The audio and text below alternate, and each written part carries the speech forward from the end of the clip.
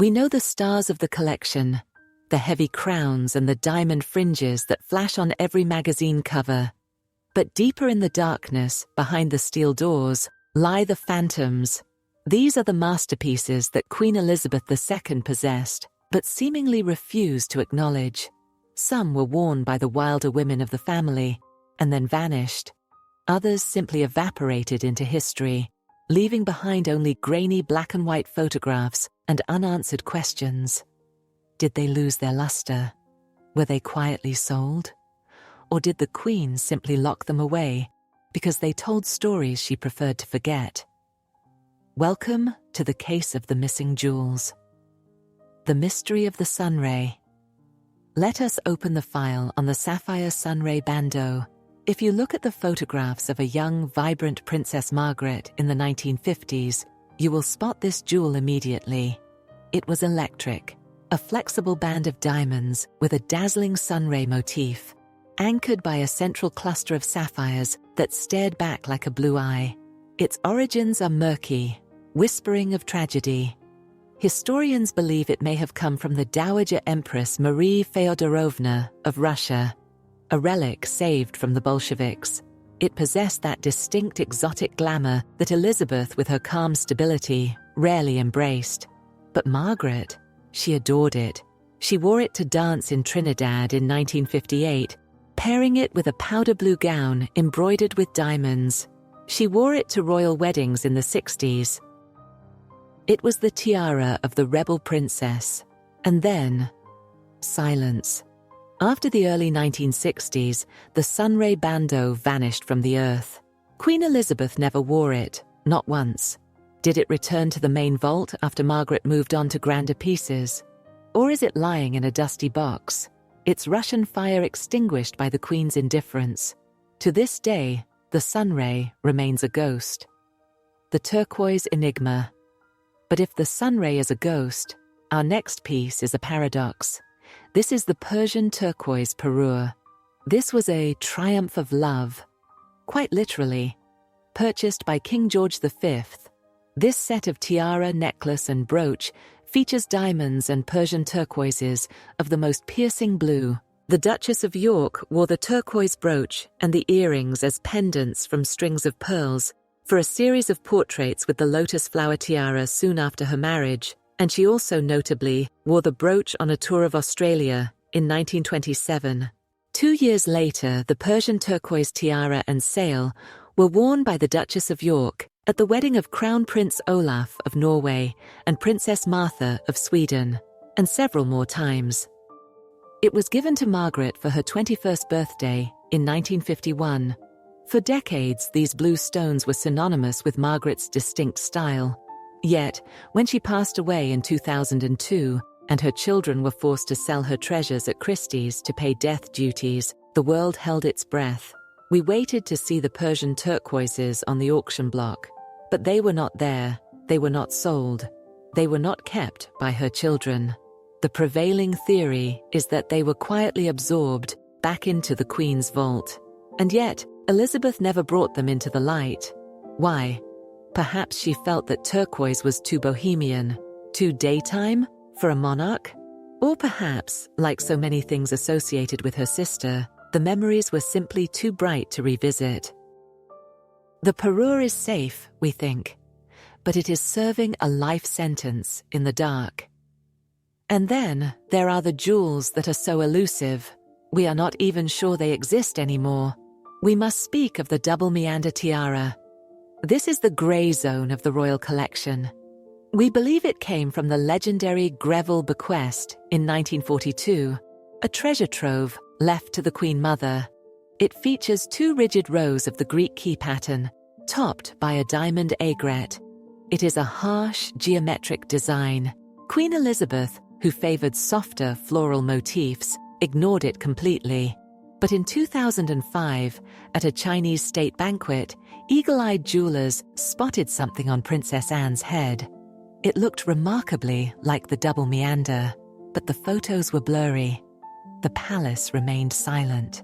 Was it the lost Greville tiara, finally allowed out for a breath of air? Or was it a mirage? We have no confirmation.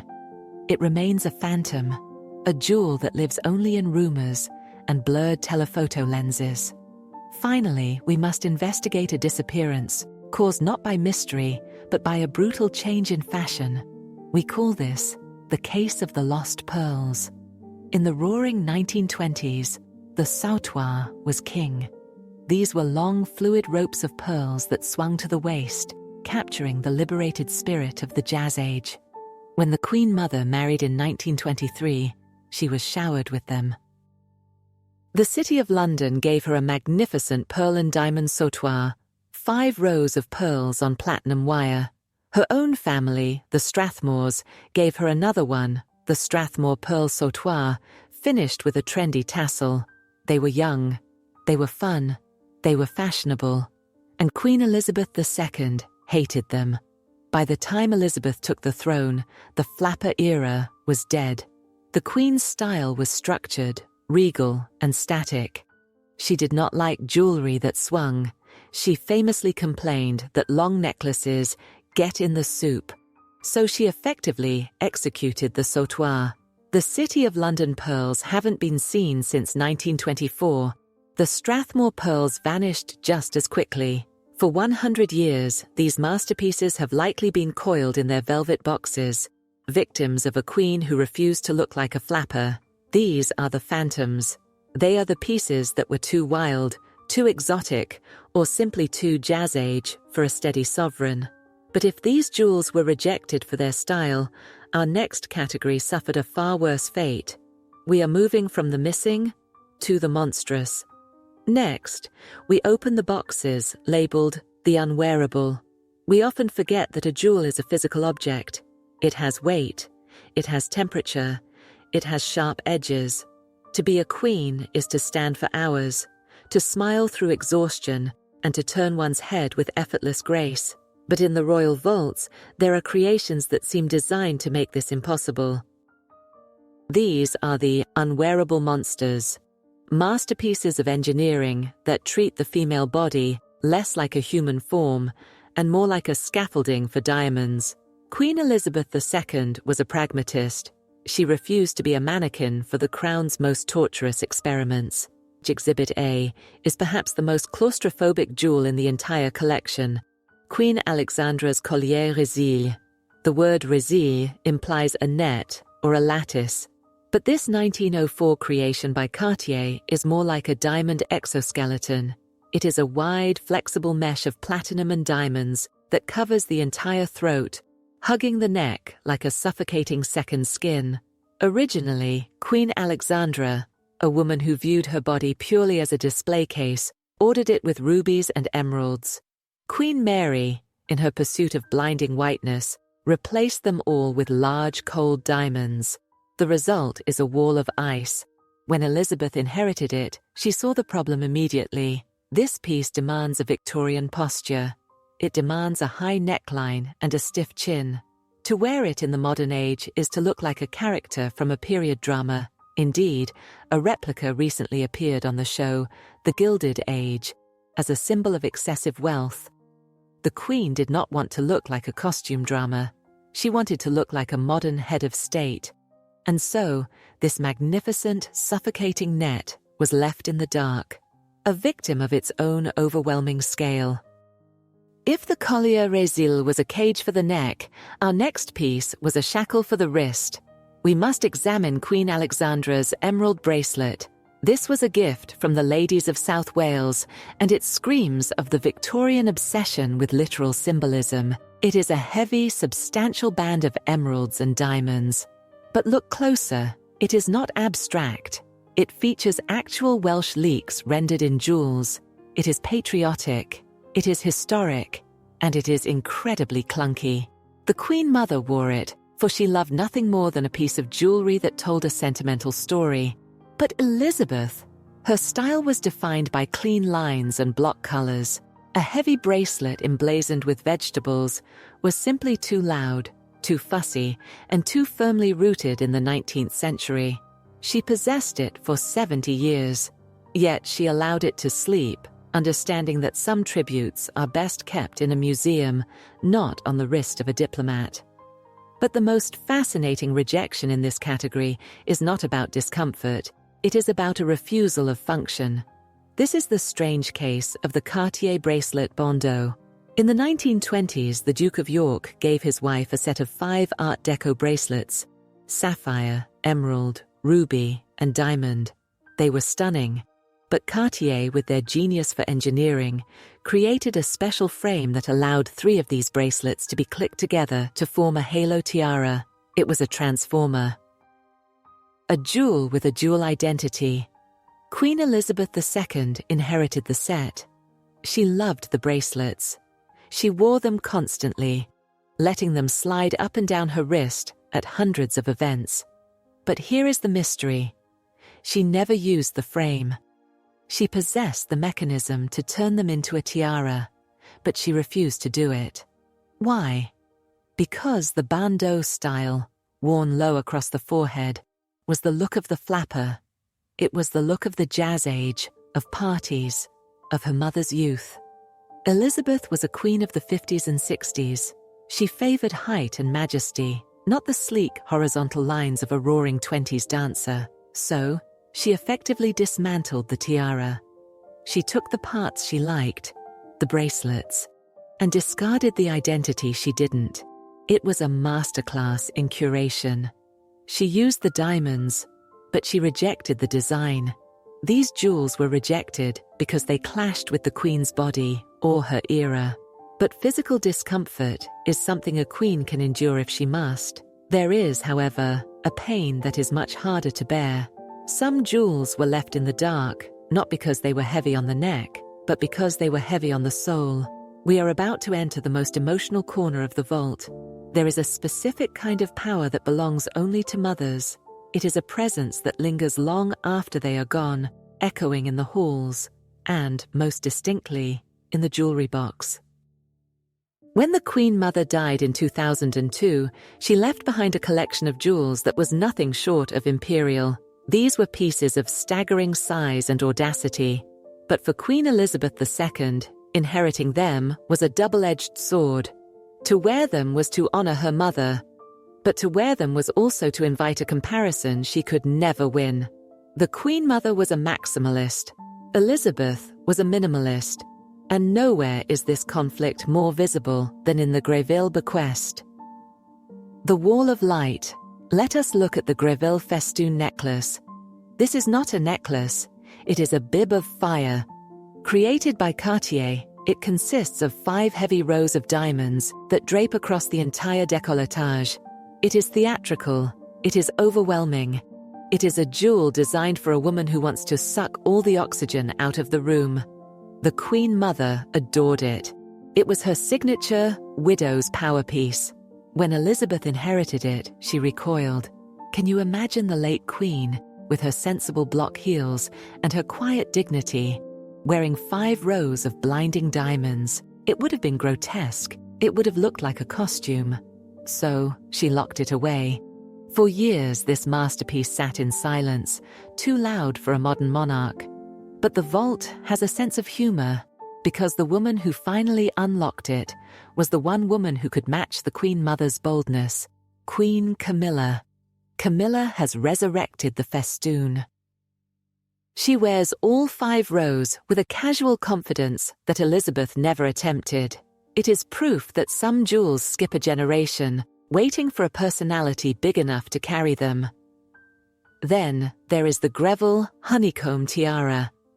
This was the Queen Mother's workhorse. She wore it so often that in the public imagination, it was glued to her head. It is a large, high wall of diamond honeycombs created by Boucheron. It adds inches to the height and demands a grand bouffant hairstyle to support it. Elizabeth inherited it. She owned it for 20 years, and she never put it on. Why? Because that tiara was the Queen Mother. To wear it would be to put on her mother's face. It was an act of profound identity preservation. Elizabeth had her own tiaras. The girls of Great Britain, the Vladimir. She didn't need to borrow her mother's grandeur. Instead, she did something brilliant. She loaned it to Camilla. And now it has become Camilla's signature. seamlessly transferring the aura of the grand old lady to the new queen consort. And finally, the Greville emerald necklace. If the diamonds were loud, the emeralds were deafening. These massive square-cut stones, rumored to have touched the skin of Marie Antoinette, were the ultimate symbol of the Queen Mother's dominance. Elizabeth avoided them for the same reason she avoided the rest. They were too heavy with history. They were symbols of an Edwardian style of monarchy, distant, superior, and dripping with wealth, that Elizabeth spent her reign trying to modernize. She left the emeralds in the dark, choosing instead to wear lighter, simpler pieces. She understood that she didn't need the jewels to prove her power. She was the power. But while these pieces were rejected out of respect or stylistic difference, there remains a final category. These are the jewels that simply slept. For decades they lay in the velvet, unseen, untouched, and unloved. Until one day, the lid was lifted. Time in the royal vault does not move like time in the real world. A decade is a blink. A century is a nap. There are jewels in this collection that possess a terrifying patience. They lie in the dark for 60, 70, 80 years, waiting for the world to turn until the moment is exactly right. These are the sleeping beauties. They were not rejected because they were hated. They were hidden because they were secrets. The most stunning example of this patience is the Greville Emerald Kokoshnik tiara.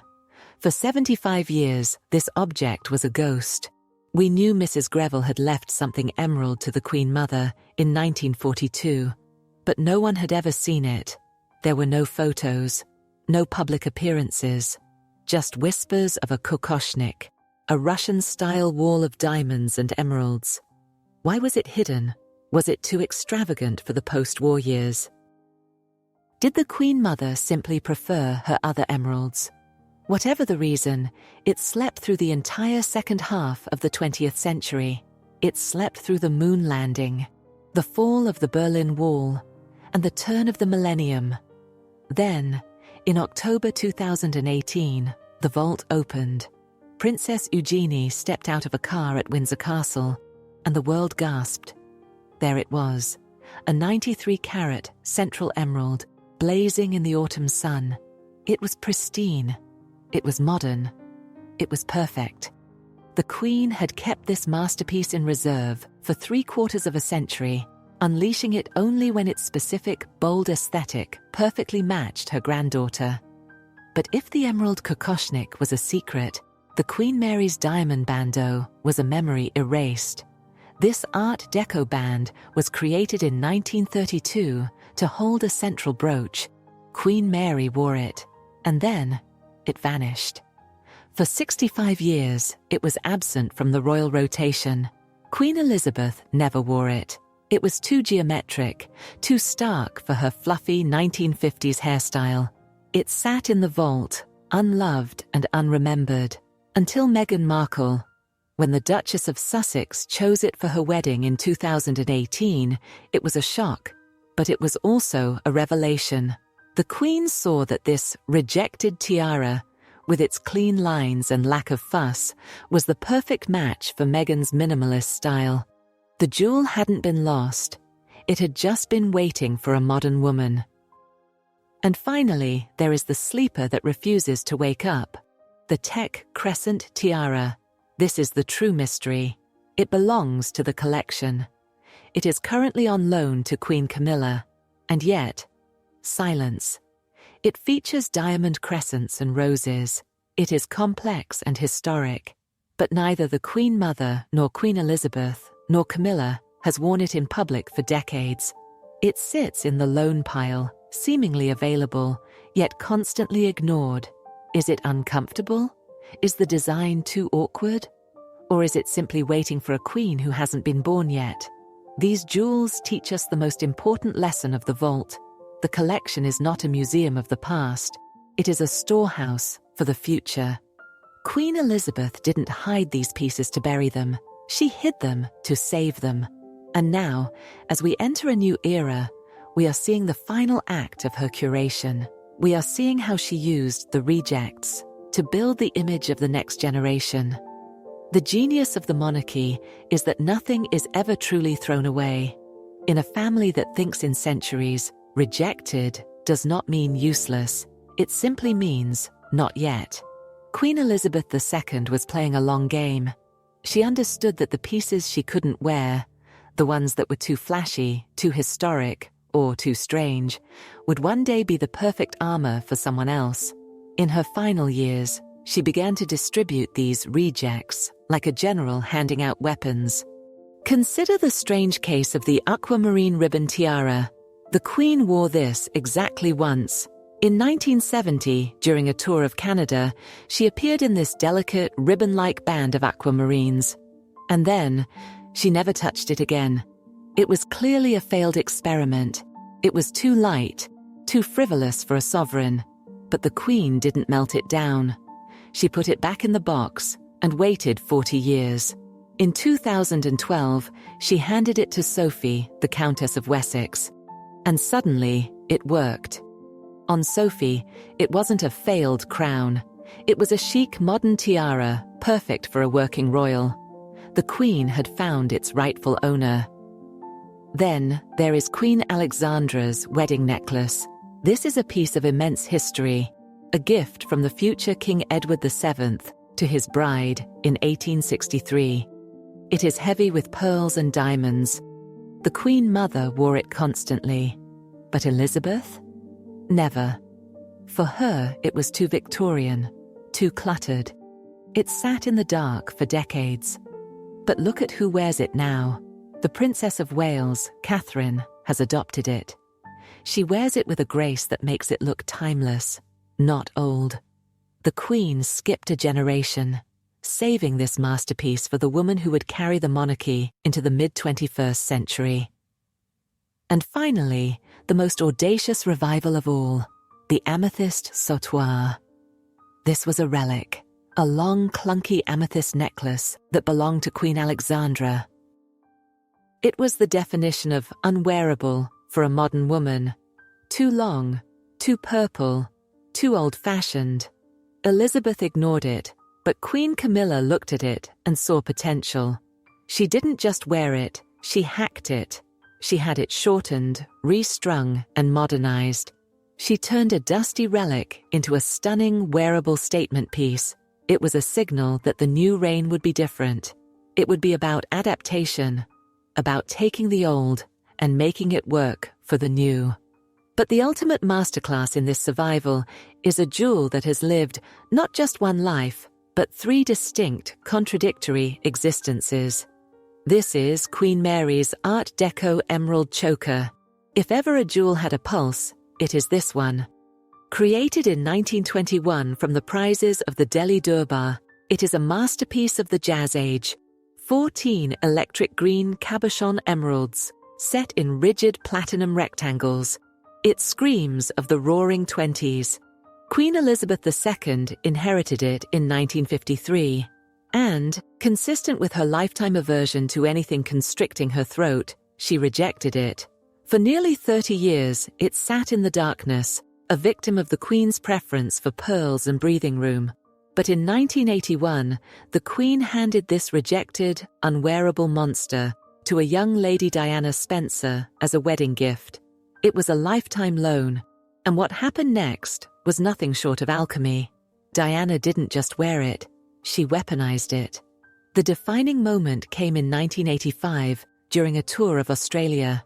Whether by accident or a stroke of rebellious genius, the Princess of Wales did not clasp the emeralds around her neck.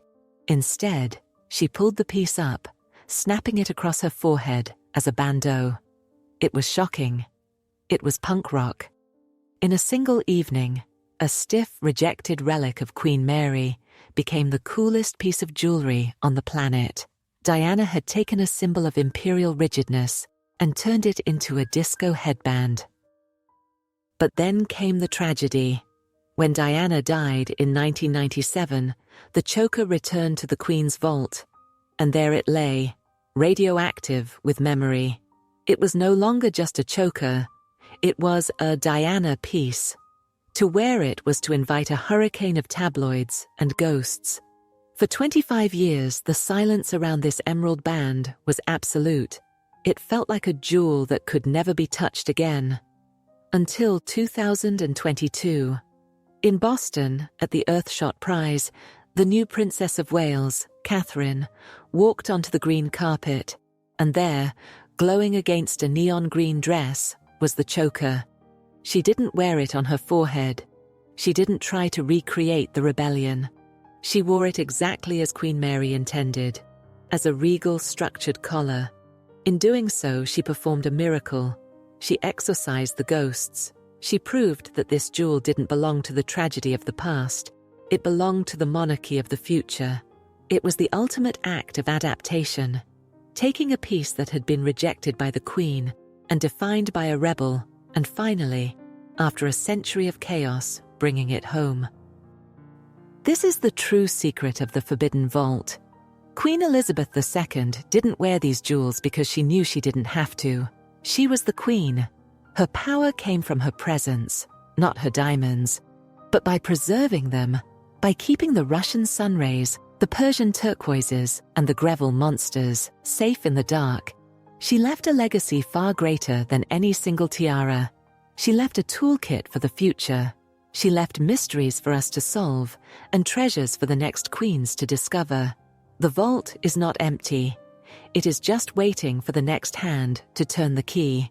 So, the next time you see a flash of light on a royal balcony, look closely.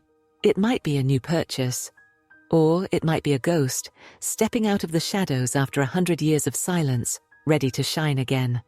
What jewelry did you like the most? And why do you think Elizabeth didn't wear it? Write in comments.